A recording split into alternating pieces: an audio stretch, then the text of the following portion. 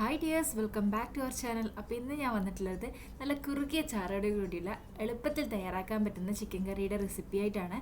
അപ്പോൾ ഒട്ടും സമയം കളയാതെ നമുക്ക് വീഡിയോയിലോട്ട് കിടക്കാം. വീഡിയോയിലോട്ട് കിടക്കുന്നതിന് മുന്നായിട്ട് നമ്മുടെ ഫാമിലിയിൽ പുതുതായിട്ട് വന്ന ഫ്രണ്ട്സ് ആരെങ്കിലും ഉണ്ടെങ്കിൽ ചാനലൊന്ന് സബ്സ്ക്രൈബ് ചെയ്ത് സപ്പോർട്ട് ചെയ്യണേ.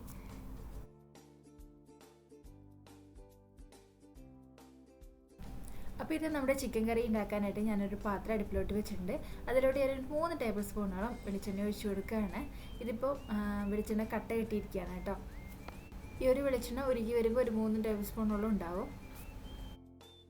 ഈ ഒരു വെളിച്ചെണ്ണ ഒന്ന് ചൂടായി വരുമ്പോൾ ഞാൻ അതിലോട്ടേക്ക് സവാള കട്ട് ചെയ്തിട്ട് കൊടുക്കുകയാണ്. ഞാനിവിടെ ഒരു 3 സവാള എടുത്തിട്ടുണ്ട് കേട്ടോ.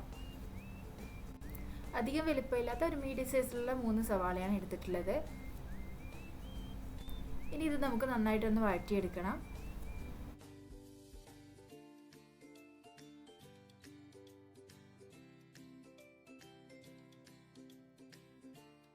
ഇപ്പം നമ്മുടെ സവാളയൊക്കെ അത്യാവശ്യം നന്നായിട്ട് വഴണ്ടി വന്നിട്ടുണ്ട്. ഇനി ഇതിലോട്ടേക്ക് ഇഞ്ചിയും വെളുത്തുള്ളിയും ചതച്ചത് ചേർത്ത് കൊടുക്കുക. ഇതിപ്പോൾ ഒരു 2 ടേബിൾ സ്പൂണോളം ഉണ്ടാവും കേട്ടോ ഇഞ്ചി വെളുത്തുള്ളി ചതച്ചത്. അത് ഞാൻ ഇട്ട് കൊടുത്തിട്ടുണ്ട്. ഇനി അത് നന്നായിട്ടൊന്ന് അതിൻ്റെ ഒരു പച്ചച്ചുവ മാറുന്നവരെ ഒന്ന് ഇളക്കി കൊടുക്കുക.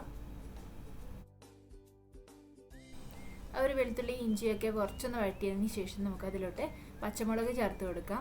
ഇവിടെ ഞാനൊരു 5 പച്ചമുളക് കട്ട് ചെയ്തെടുത്തേക്കുന്നതാണ് കേട്ടോ. അത് ഞാൻ ഇതിലോട്ട് ഇട്ട് കൊടുക്കുകയാണ്.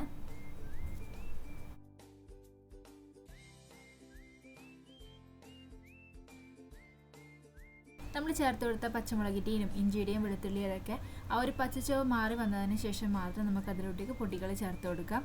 ഞാൻ ഇവിടെ ഒരു 2 ടേബിൾ സ്പൂണോളം മുളക് പൊടി ചേർത്ത് കൊടുക്കുകയാണ്. ഇനി ഇതൊന്ന് നന്നായിട്ടൊന്ന് വഴറ്റിയെടുക്കുക കേട്ടോ. ആ ഒരു പച്ചച്ചുവ മാറണം. ഇനി അതിലോട്ടേക്ക് ഞാൻ 2 ടേബിൾ സ്പൂണോളം തന്നെ മല്ലിപ്പൊടി ചേർത്ത് കൊടുക്കുകയാണ്.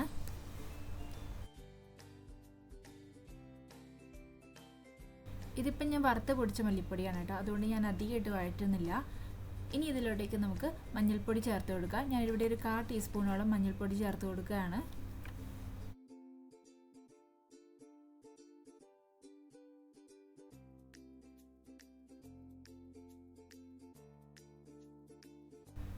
നമ്മൾ ചേർത്ത് കൊടുത്ത പൊടികളുടെയൊക്കെ ഒന്ന് പച്ചച്ചുവ മാറി വരുമ്പോൾ നമുക്കതിലോട്ടേക്ക് തക്കാളി ചേർത്ത് കൊടുക്കാം. ഞാനിവിടെ ഒരു തക്കാളി കട്ട് ചെയ്തെടുത്തതാണ്.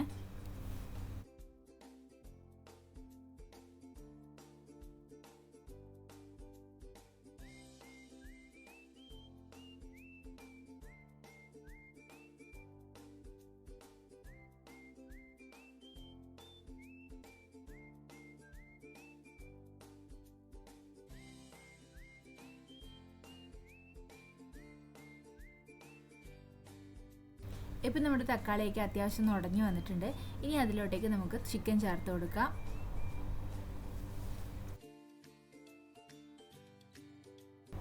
ഇനി ഇത് നന്നായിട്ടൊന്ന് ഇളക്കി യോജിപ്പിക്കാം. നമ്മുടെ മസാലകളൊക്കെ ചിക്കനിലോട്ട് പിടിക്കുന്ന രീതിയിൽ നന്നായിട്ടൊന്ന് ഇളക്കി കൊടുക്കണം.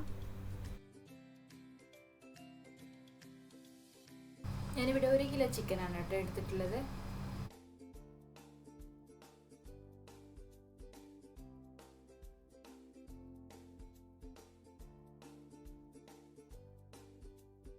ഇനി ഇതിലോട്ട് ഞാൻ ആവശ്യത്തിന് ഉപ്പ് കൂടി ചേർത്ത് കൊടുക്കുകയാണ്.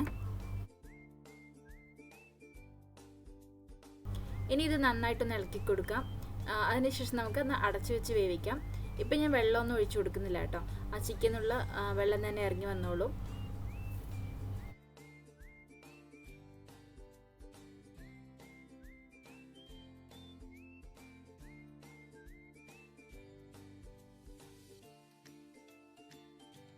ഇപ്പം ഞാൻ ഇത് അടച്ചു വെച്ചിട്ട് ഒരു 4 മിനിറ്റൊക്കെ കഴിഞ്ഞിട്ടുണ്ട്. ഇത് നമുക്ക് ഓപ്പൺ ചെയ്ത് നോക്കാം.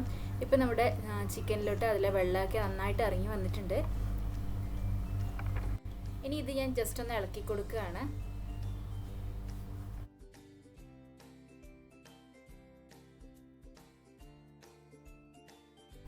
ഇനി ഇതിലോട്ട് ഗ്രേവിക്ക് ആവശ്യത്തിന് ഞാൻ തിളച്ച വെള്ളം ഒഴിച്ചു കൊടുക്കുകയാണ്.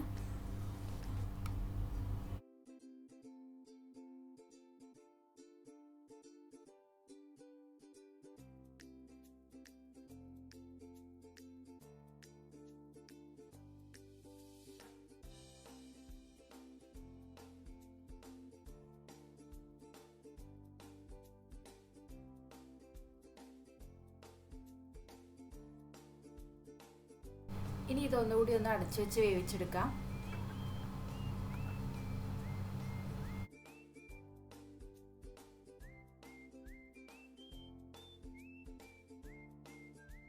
ഇപ്പം നമ്മുടെ ചിക്കനൊക്കെ അത്യാവശ്യം നന്നായിട്ട് വെന്ത് വന്നിട്ടുണ്ട്. ഇനി ഇതിലോട്ട് 1/2 ടീസ്പൂണോളം ഗരം മസാല ചേർത്ത് കൊടുക്കുക.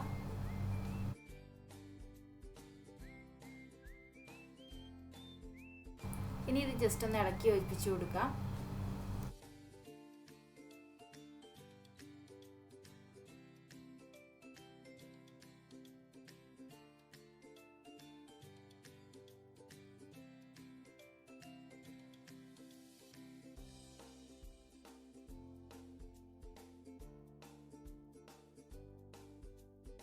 അവസാനമായിട്ട് ഞാൻ ഇതിലോട്ട് കറിവേപ്പിലോട് ചേർത്ത് കൊടുക്കുകയാണ്.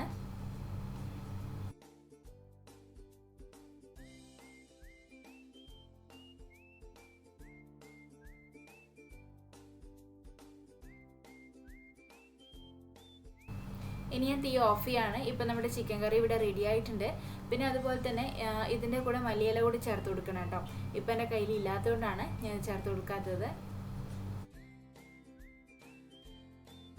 ഇപ്പം ഇത് നമ്മുടെ ചിക്കൻ കറി ഞാനൊരു സെർവിങ് ബൗളിലോട്ട് മാറ്റിയതാണ് കേട്ടോ.